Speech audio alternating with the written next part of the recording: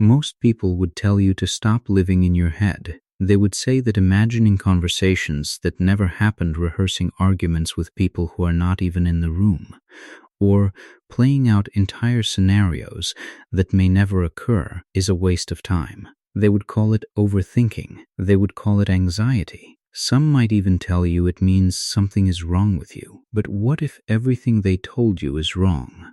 What if the mind that keeps running those invisible scripts is not broken?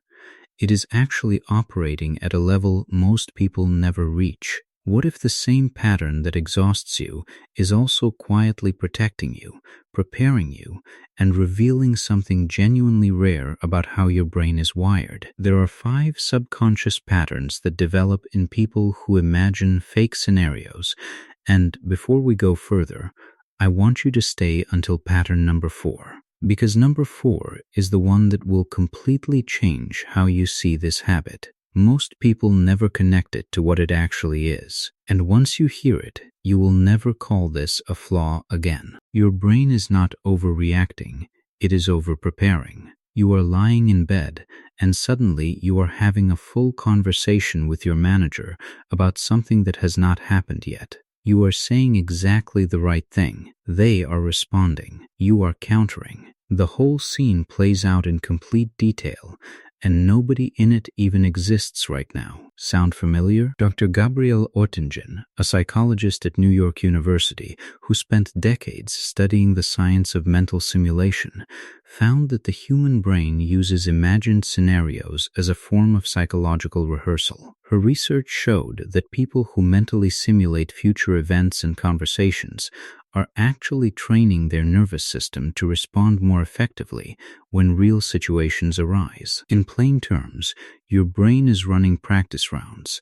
It is not spiraling, it is preparing. This means that every fake scenario you have ever imagined was your mind doing something incredibly sophisticated. It was stress testing reality before reality arrived.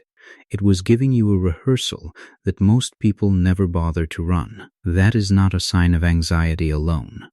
That is a sign of a mind that takes its experiences seriously enough to prepare for them in advance. And this preparation goes even deeper than most people realize, which connects directly to the second pattern. You feel things before they happen because you are wired to. You walk into a room and something feels off before anyone says a word. You sense tension in a message that seems perfectly normal on the surface. You imagine a scenario with someone and something in the feeling of it tells you to be careful, to slow down, to pay attention. This is not paranoia. This is your nervous system speaking a language most people never learn to read. Dr. Antonio Damasio, a neuroscientist at the University of Southern California, introduced what he called the somatic marker hypothesis. His research showed that the brain stores emotional memories as physical signals in the body and uses those signals to guide future decisions and social predictions. In simple terms, your body remembers every emotional experience you have ever had and quietly uses those memories to read situations before your conscious mind catches up. People who imagine fake scenarios are often doing so because their somatic system, their body's emotional memory, is sending signals that something needs to be processed or anticipated. You are not imagining things. You are translating signals that most people are not even aware they are receiving. This makes you perceptive in a way that cannot be taught, and it feeds directly into pattern number 3. You are always playing chess while everyone else is playing checkers.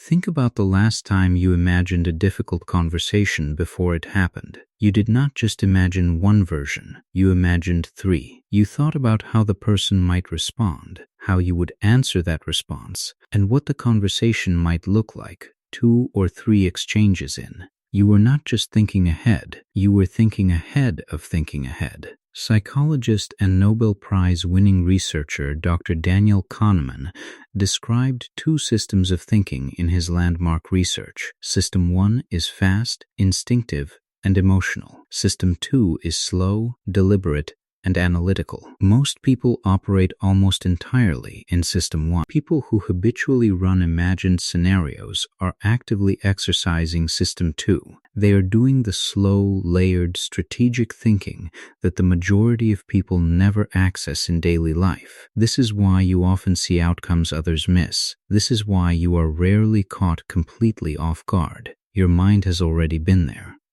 We are almost at pattern 4, and I meant what I said earlier. This next one is the one that changes everything. Your fake scenarios are actually unprocessed emotional truth. Here's what nobody tells you. The scenarios you keep imagining, especially the ones you replay over and over, the ones where someone finally understands you, or the ones where you finally say what you never said, those are not random. They are not your imagination running loose. They are emotional needs wearing the costume of fiction. Dr. Bessel van der Kolk, a psychiatrist and trauma researcher whose work transformed how the world understands emotional pain, found in his research that the mind returns repeatedly to unresolved emotional experiences through imagery, narrative, and mental simulation. The brain does this not to torture you, but to try to complete what was left incomplete, to process what was never fully felt or expressed. This means the scenario you keep imagining, where you finally say the thing you never said, that is your inner world asking for something real. The conversation you rehearse with someone who hurt you is not obsession. It is your psyche trying to find resolution for something that still needs to be acknowledged. You are not stuck in the past. You are carrying something that deserves to be felt. And recognizing that is the beginning of something genuinely healing. There is one more pattern, and it may be the most quietly powerful of all 5. You have built an inner world rich enough to live in. Most people experience life only from the outside. They need external stimulation, other people, noise, distraction, constant input to feel present and alive. You have something they do not.